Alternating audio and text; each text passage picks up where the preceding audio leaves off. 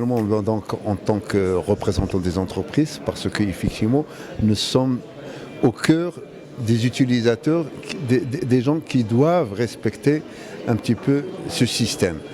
Surtout, et s'adapter maintenant à respecter l'environnement. Moi, je dirais quand même qu'il y a des évolutions. Nous ne sommes pas, mais c'est un début. Il y a des évolutions. Les gens déjà pensent à respecter l'environnement, parce qu'on a au niveau de la fédération, comme ça fait partie de notre charte, c'est de la charte de la fédération. Et deuxièmement, nous avons des problèmes d'eau. Donc déjà, on doit penser à l'économie de l'eau, que ce soit dans les techniques, que ce soit dans les chantiers.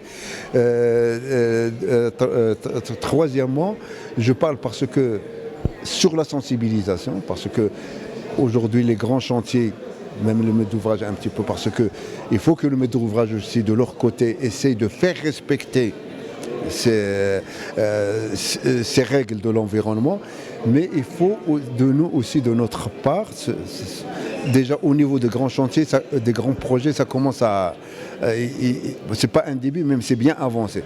Mais maintenant, ce que nous cherchons, c'est essayer de transposer ce respect au niveau des projets moyens et des petits projets, c'est-à-dire sensibiliser les PME de telle façon qu'ils ont tout à gagner. Ce n'est pas uniquement parce qu'il faut aussi montrer qu'il y a une économie dans ce cadre-là et aussi le respect des délais. C'est pour cela qu'on sensibilise pour faire maintenant que les entreprises, même s'ils sont petits, ce qu'on appelle d'utiliser des méthodes aujourd'hui qui sont d'actualité, comme le BIM, comme le fast track pour le respect des délais. Quand on trace un petit peu toute la maquette de l'ouvrage, on sait quels sont les points les plus importants pour pouvoir respecter les délais. Et j'insiste aussi sur le côté formation.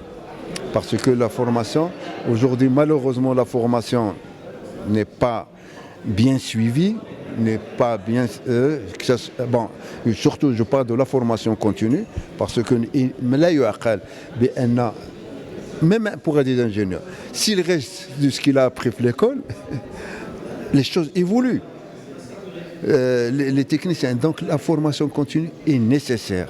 Et que ce soit l'État qui doit mettre les moyens, parce que quand même les entreprises payent leur TFP, payent un certain nombre de choses pour que leur personnel soit formé continuellement, et aussi les entreprises, parce qu'aujourd'hui les entreprises malheureusement ne souscrivent pas pour envoyer leur personnel se former.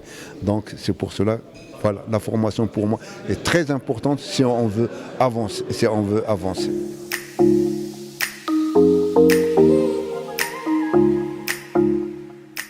Malheureusement aujourd'hui ce n'est pas encore on ne le voit pas dans les appels d'offres, mais il y a certains appels d'offres qui déterminent ou qui délimitent un certain quel genre de type de matériaux il faut utiliser. Et là, bien sûr, les maîtres d'ouvrage peuvent effectivement exiger que ces matériaux-là soient exigés, et déjà on appelle essayer d'utiliser les matériaux de surplace, c'est-à-dire surtout dans les chantiers de travaux publics par exemple, c'est-à-dire que vous utilisez des remblais, des remblais sur place, il faut essayer de les utiliser, de les traiter, et pour pouvoir les utiliser que de les envoyer dans des décharges.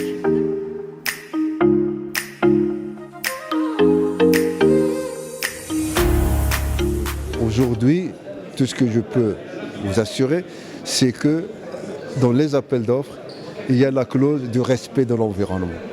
Et cette clause, le respect de l'environnement, ça veut tout dire.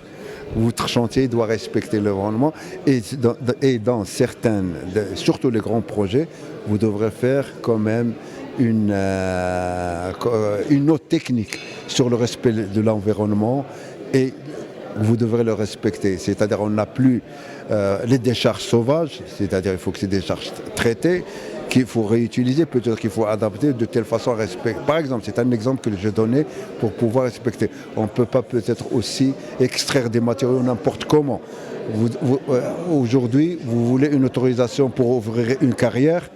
Il y a tout un cheminement pour respecter l'environnement. Et ça, c'est qui pour le temps, ça veut dire qu'il y a déjà quand même des règles qui amorcent ce respect de l'environnement. Pour suivre toute l'actualité d'EcoActu.ma, inscrivez-vous sur notre chaîne YouTube et rejoignez notre communauté sur Facebook et sur les autres réseaux sociaux.